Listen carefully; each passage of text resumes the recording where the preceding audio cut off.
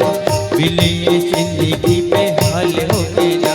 तोरे भजन हजू के आधार हो के कहा तोरे बिन ये जिंदगी पे हाल हो गया।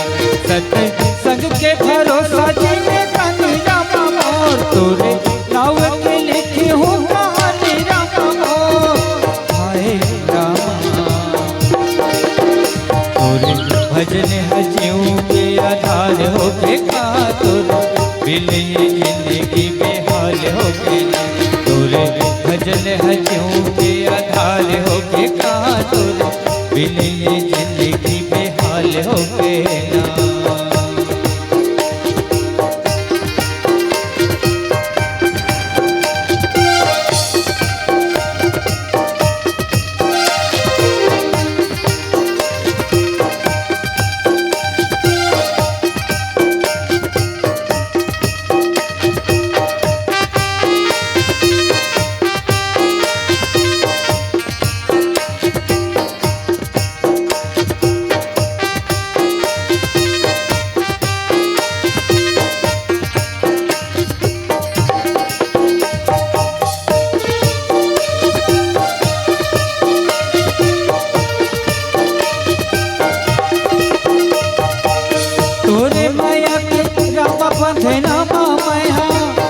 ऐसे पता क्यों तोरे तेरी मैहा सुख के पतरिया प्रभु मैहा बन जाना।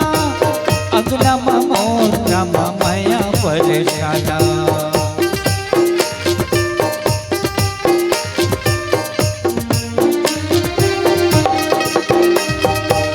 तोरे मैया के रामा बंधे नामा मैहा ऐसे पता क्यों तोरे तेरी पतरिया प्रभु तहा बन जाना। अंगना मामो रामा माया परेशाना। सत संग के भरोसा जीने का रामा मोर तोरे नाव के लिखे हूँ कहानी रामा मोर। हाय रामा तोरे भजन हजू के आधार हो के कहा तोरे बिन ये जिंदगी बेहाल हो गया। तोरे भजन हजू के आधार हो के कहा तोरे बिन ये जिंदगी बेहाल हो गया।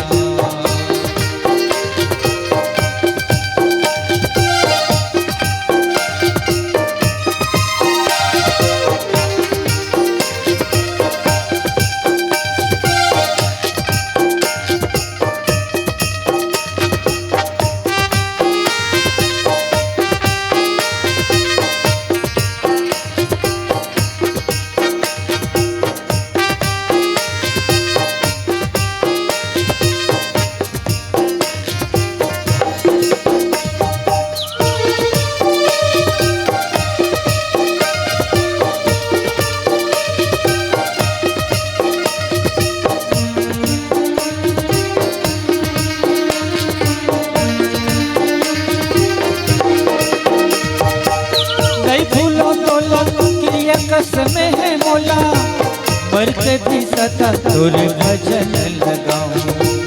जन्मो जन्म के रामा साथ ते निभावे सुख दुख के संग जिन्हें गानी में बहाऊं।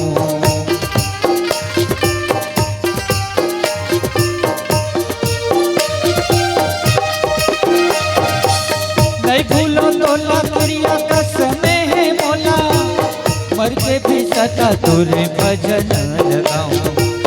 जन्मो जन्म के रामा साथ ते निभावे सुख दुख के संग जिन्हें गानी में बहाऊं।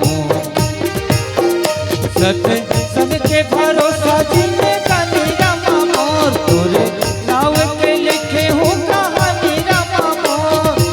हाय रामा तोरे भजन हजू के आधार हो के कहा तोरे बिन ये जिंदगी बेहाल हो गया। तोरे भजन हजू के आधार हो के कहा तोरे बिन ये जिंदगी बेहाल हो गया। सत संग के भरोसा जिन्हें गानी रामा मोर तोरे नाव के लिखी हूँ कहानी रामा मोर। हाय रामा भजन हजियों के आधार हो के कहा तोरे बिन ये जिंदगी बेहाल हो के ना तोरे भजन हजियों के आधार हो के कहा तोरे बिन ये जिंदगी बेहाल हो के ना तोरे बिन ये जिंदगी बेहाल हो के ना तोरे बिन ये जिंदगी बेहाल हो के ना। प्रेम से बोल भरत प्रिय राम चंद्र की जय।